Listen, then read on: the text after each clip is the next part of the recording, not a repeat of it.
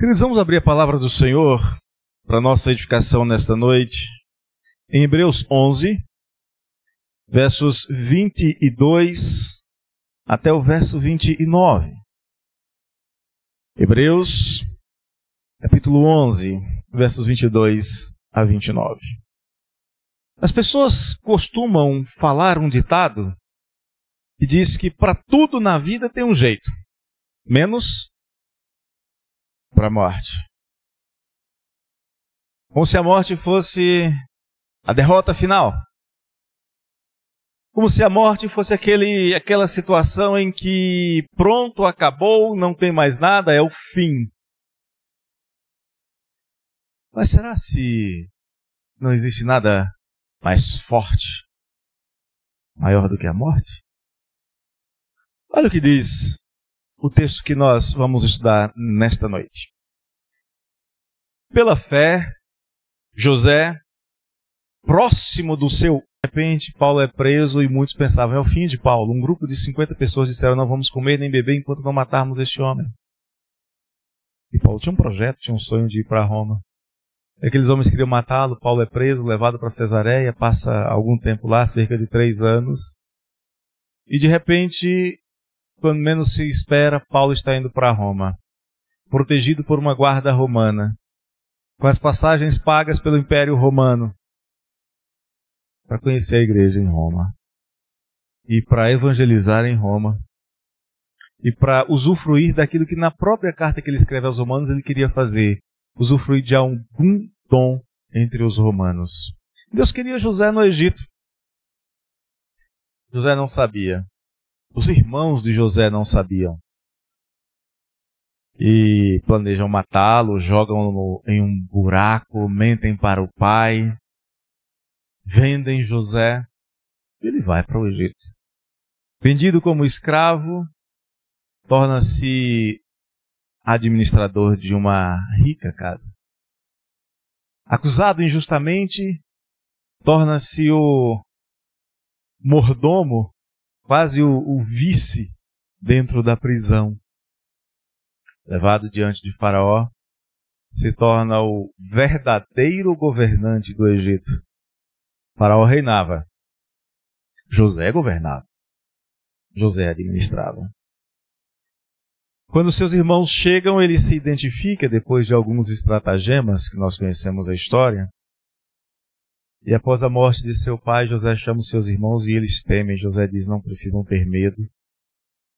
Deus me mandou adiante de vocês para a preservação de toda a carne. Fiquem tranquilos. E eles moram numa região perfeita para criadores de gado, na fronteira do Egito, próximo da Península do Sinai, no desembocadouro do rio Nilo. Passam-se 4 séculos, um pouco mais do que isso. Os egípcios esquecem quem é José. E há um faraó que olha para aquele povo que era 70 e poucas almas, de repente já são 600 mil homens, mais mulheres, mais crianças, uma população assombrosa. E entende que aquele povo representava um perigo. Resolve exterminá-lo da maneira mais cruel possível, matando os pequenos bebês, os meninos. Aqui o texto dá um salto de 400 anos, um pouco mais do que isso, de José para Moisés.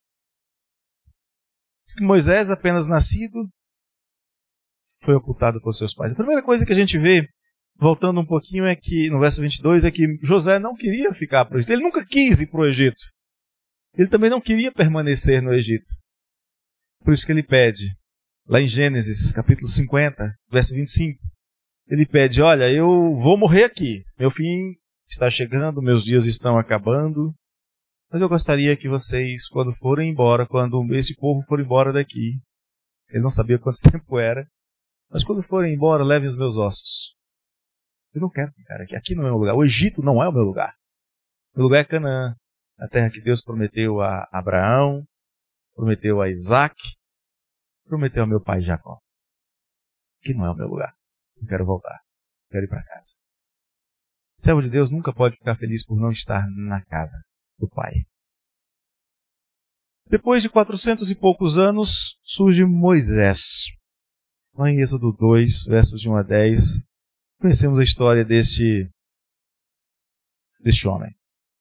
Pela fé, Moisés, diz o verso 23, apenas nascido, foi ocultado por seus pais durante 3 meses, porque eles viram que a criança era formosa. Eu pergunto, qual é a criança que não é formosa aos olhos do seu pai? Mas o texto traz esse destaque. O texto traz um destaque como se dizendo assim, havia algo de diferente naquele menino. Tinha algo especial. Por que não se fala isso de nenhuma das milhares de crianças que nasceram naqueles dias? Só desse tal de Moisés. Foi ocultado por seus pais durante 3 meses. E é interessante que há um detalhe aqui, o que é a fé? Eles não ficaram amedrontados pelo decreto do rei. Não tiveram medo. Cuidaram dos seus filhos, do seu filho. Até que um dia o choro da criança, Moisés parecia uma criança boa de garganta, eles ficaram com medo de que ele fosse descoberto. E Joquebede com Miriam tramaram lá um jeito de preservar a vida do garoto. E só havia uma chance para ele, ser criado por um egípcio. Ser criado como filho de um egípcio. E eles conseguiram que não apenas um filho de um egípcio, mas a filha do próprio faraó que ordenara a morte das crianças cuidasse daquele que havia ordenado que fosse morto. Coisas estranhas que Deus faz, como nós já vimos há pouco, como fez com Paulo, como fez com José, agora é com Moisés.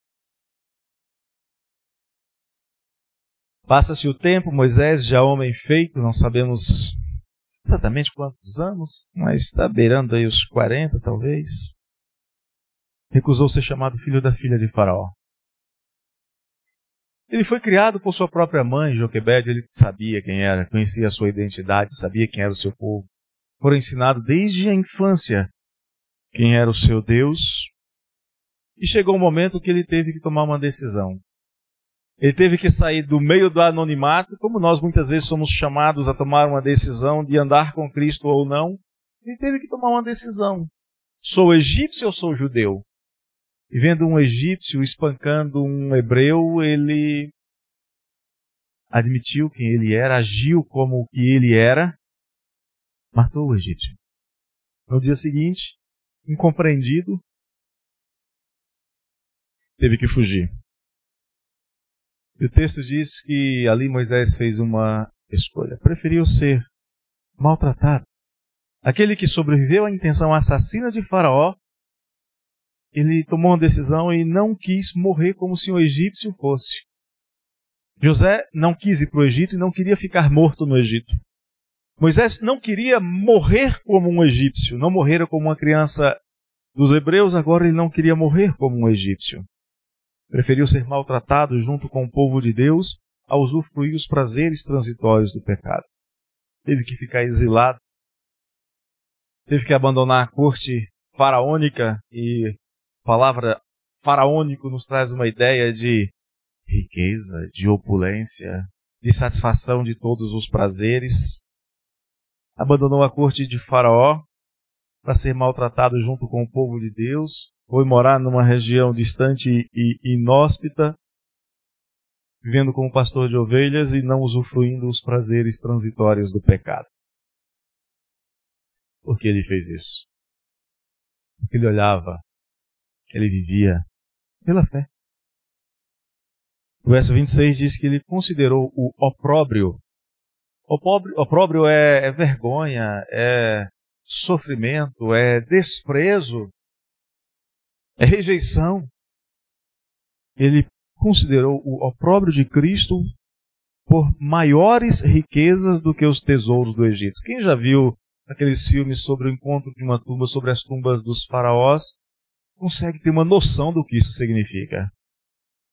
Ele considerou que ser servo de Deus era mais proveitoso do que as riquezas, do que os tesouros do Egito.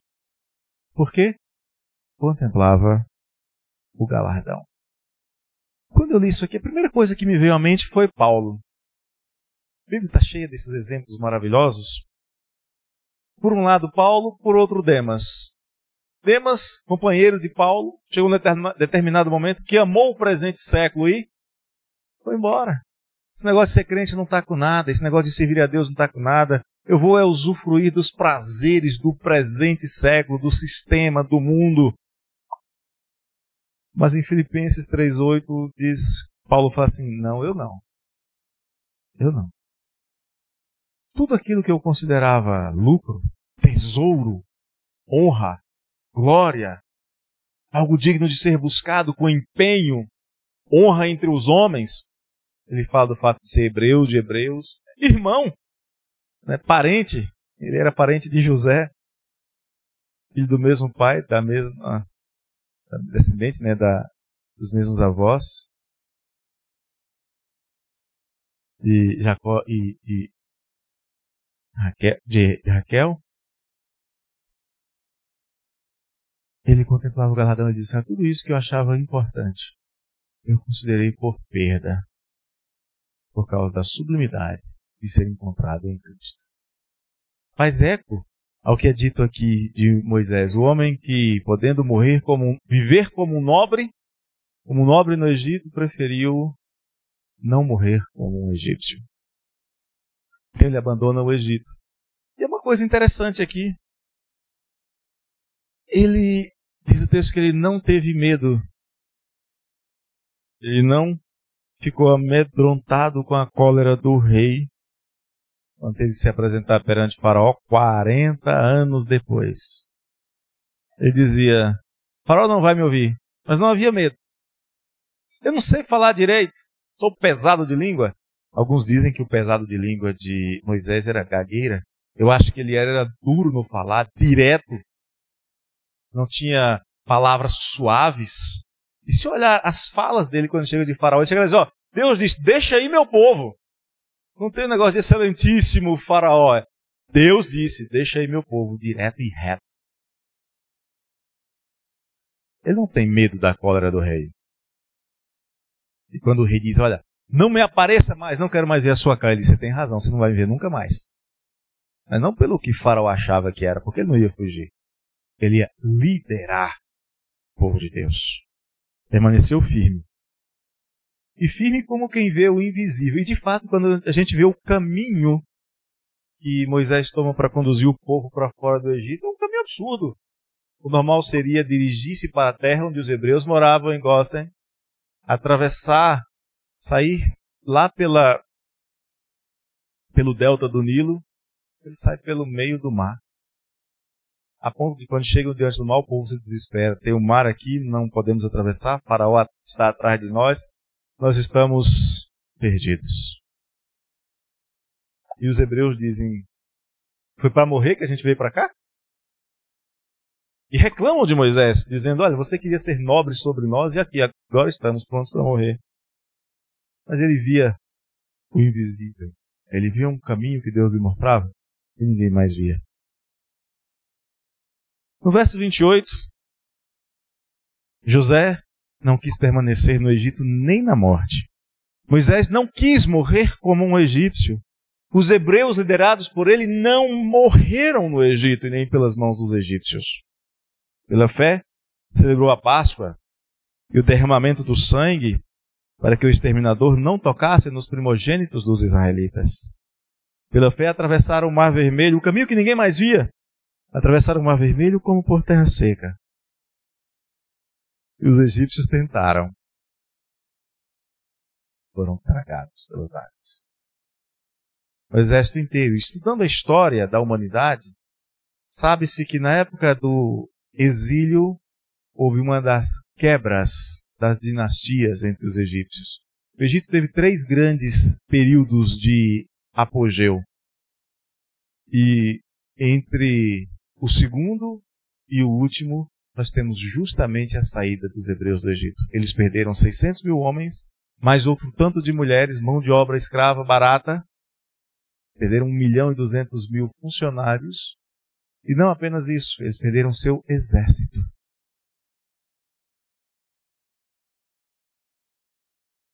Os hebreus não morreram no Egito.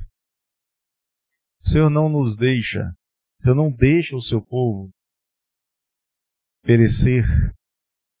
E o Egito se tornou depois símbolo de pecado. Nós podemos dizer que o Senhor não deixa o seu povo perecer no pecado.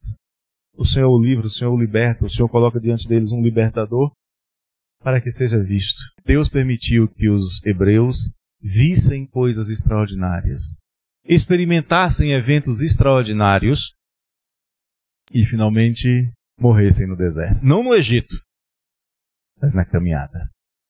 Por quê? Por causa de incredulidade, por causa de dureza de coração, por causa de falta de confiança em Deus. É interessante que a Bíblia diz que todas essas coisas foram escritas para o nosso ensino, para que pela consolação das Escrituras nossa fé fosse fortalecida. As experiências que eles passaram servem de exemplo para nós, de instrução, de orientação, como se Deus estivesse dizendo: vê, os egípcios foram destruídos, os hebreus viram coisas extraordinárias, mas ainda assim, nem Moisés, mas ainda assim não entraram na terra prometida. Isso acontece para que nós não arroguemos, entre outras coisas, não achemos que por nosso próprio caminhar nós chegaremos lá. Tanto que Deus levantou um outro líder chamado Josué, que latinizado é Jesus, o nome, apontando que o Senhor, o próprio Moisés disse: o Senhor vai levantar um outro maior do que eu. Moisés não conduziu o povo ao descanso porque Moisés é humano. Quem nos conduz ao descanso é Jesus. Mas aquilo que está lá para nós olharmos e dizermos: olha, não é o fato de vivermos coisas extraordinárias, de vermos coisas extraordinárias que nos dá a certeza de que vamos alcançar a terra prometida. Mas é confiar nas promessas de Jesus, como confiar nas promessas do Senhor. E lembremos, quantos confiaram nas promessas do Senhor de que deveriam entrar em Canaã? Josué e Calebe. De 600 mil homens, Josué e Calebe. Quantos entraram na terra prometida de 600 mil homens? Josué e Calebe. Pela fé. Apenas pela fé. Vamos concluir? José não queria permanecer no Egito nem na morte. Moisés sobrevive à intenção assassina de Faraó. A morte continua presente. Moisés não quis morrer como um nobre egípcio, olhando para o opróbrio de Cristo, considerando que era melhor servir a Deus do que permanecer no Egito. Os hebreus foram tirados do Egito para não morrerem naquele lugar. E se olharmos a conclusão da história, em Êxodo 13, verso 19, em Josué 24, veja Josué 24, 32. Vamos ver Josué 24, 32. Neste texto, nós encontramos Josué 24, 32. Os ossos de José, que os filhos de Israel trouxeram do Egito, enterraram-no em Siquém, naquela parte do campo que Jacó comprara aos filhos de Hamor, pai de Siquém, por 100 peças de prata, e que veio a ser a herança dos filhos de José. Lembra que eu falei que nem mesmo a morte é capaz de suplantar a certeza da fé? José sabia que o povo de Deus um dia deixaria o Egito e voltaria para a sua terra. E 450 anos depois, os descendentes de José levam seus ossos para o lugar onde estava sua mãe, onde estava o seu pai, e ali o enterram. Nem a morte impediu a ida de José para a terra prometida. Não há nada que seja superior ao poder de Deus de realizar as suas promessas. Quando as pessoas dizem para mim: Tem jeito não. A única certeza da vida é a morte, né? A morte não tem jeito. Eu digo, tem sim, Deus deu jeito na morte. Deus nos fez crentes passarmos da morte para a vida, por meio daquele que nos amou. Uma coisa tão simples. O texto nos ensina que nem mesmo a morte impediu a realização da fé que havia no coração daquele homem chamado José. Não há nada que impeça Deus de realizar os planos ou o plano dele na nossa vida. Porque os impossíveis dos homens são possíveis para Deus. Paulo vai dizer que o crente é aquele que vive pela fé e não pelo que vê. A palavra nos ensina a olharmos para aquele que pode nos dar esperança, independente das circunstâncias. Eu gosto muito de Abacuque quando ele diz assim, olha, eu estou olhando e não vejo razão para esperar. Eu estou olhando e estou vendo terra arrasada. Eu olho para a minha vinha, não tem nada, não vai dar vinhas, não vai dar uvas esse ano. Eu olho para os meus campos, eu não vejo oliveiras prontas para frutificarem. Foram queimadas, destruídas. Eu olho para o pasto, não tem gado, para o curral não tem ovelha. Mas eu vou exultar no Senhor. Eu olho para Jó e vejo Jó dizendo assim, olha, pedi meus filhos, minhas propriedades, meus escravos, minha saúde, mas ainda que Deus me mate, nele esperarei. É assim que a gente tem que viver. Nem a morte é maior do que a fé que o Senhor coloca no nosso coração.